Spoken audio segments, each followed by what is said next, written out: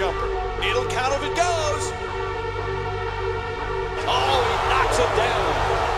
And Miami calls a time with very little time remaining in this one.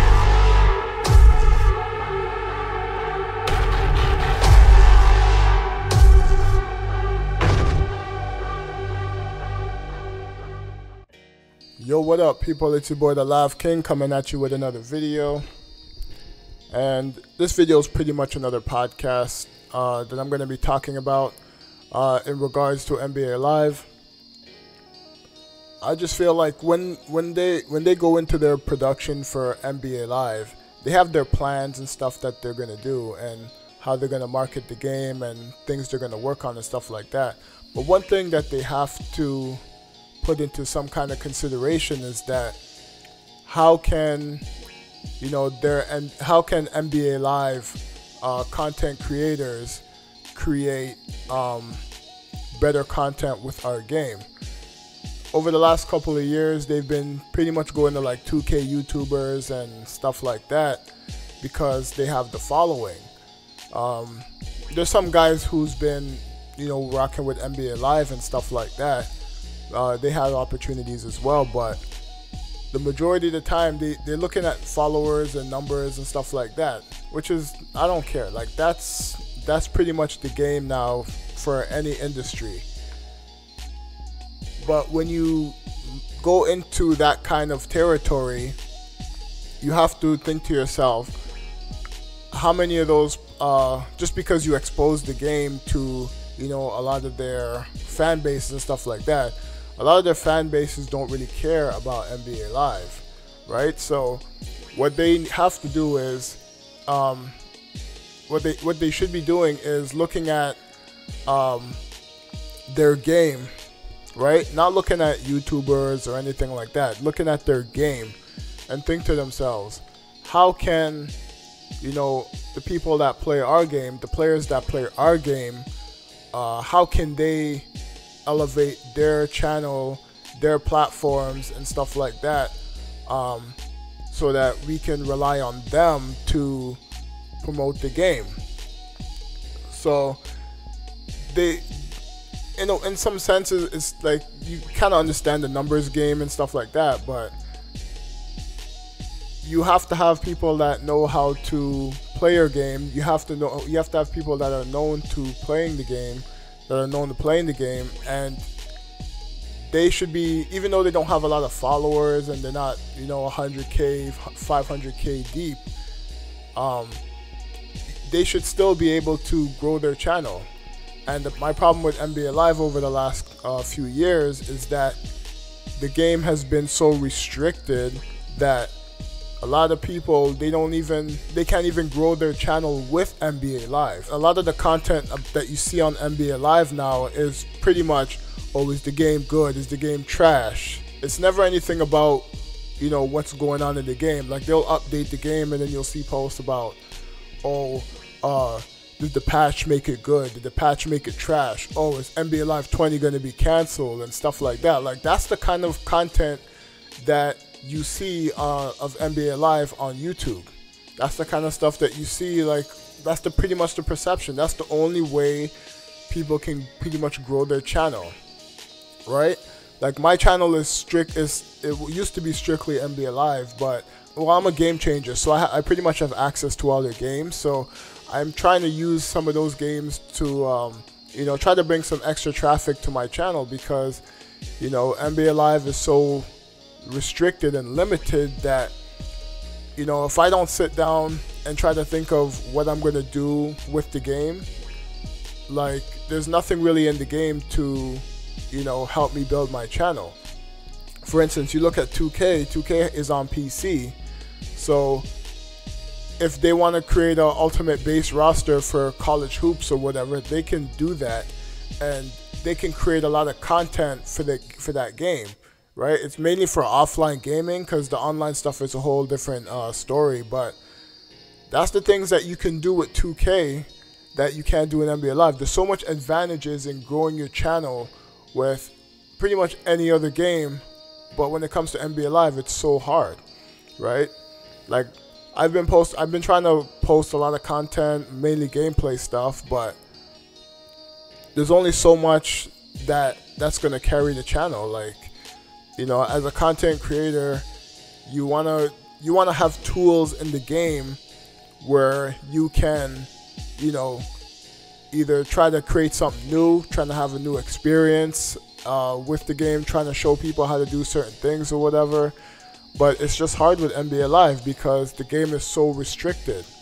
Like, I was watching 2K, a bunch of 2K launch streams and stuff like that, even with some of the developers of 2K.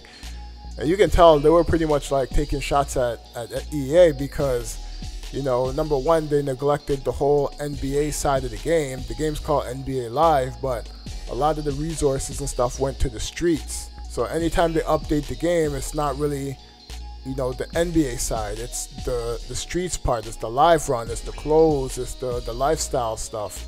And to me, that's pretty much where the turnoff for most people that want NBA Live to be good.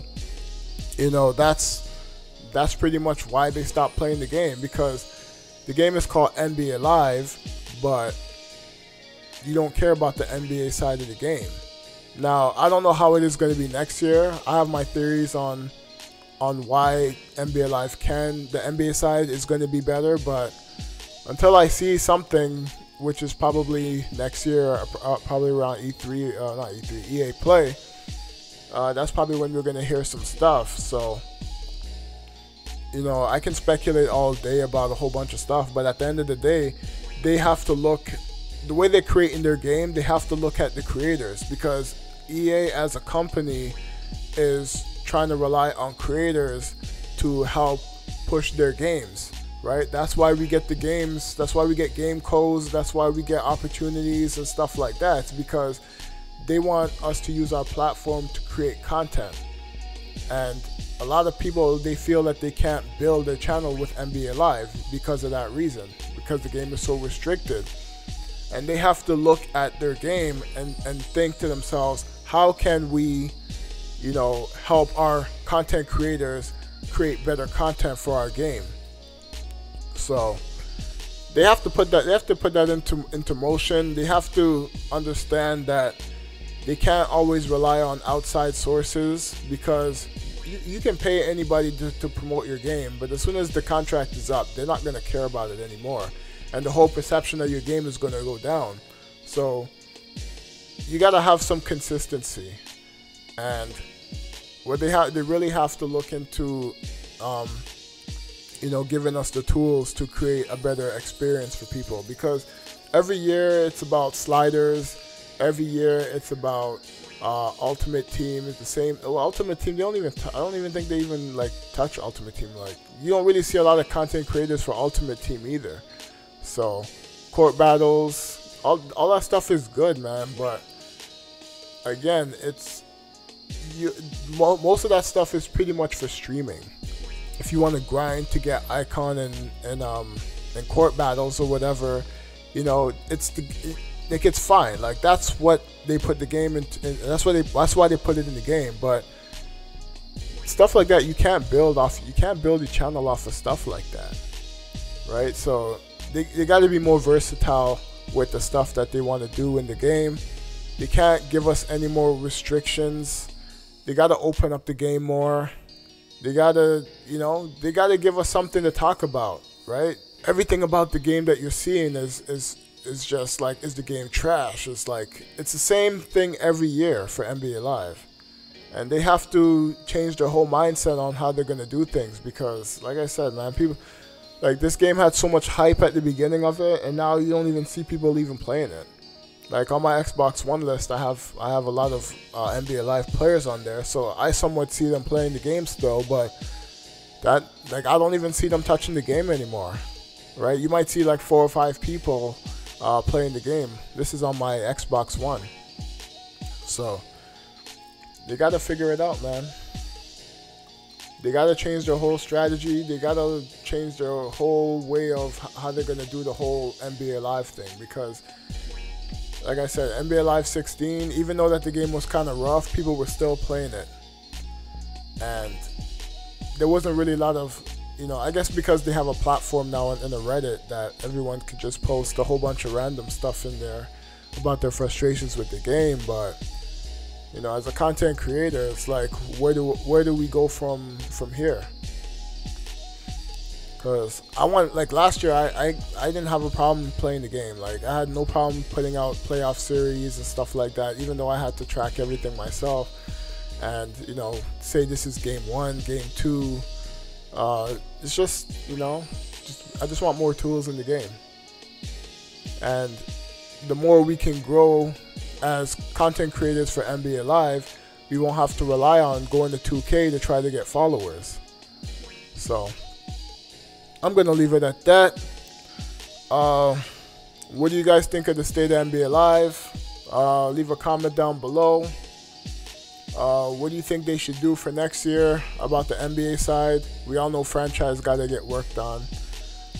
But they need a lot more. They need a lot more than franchise. Alright, I'm out of here. Peace.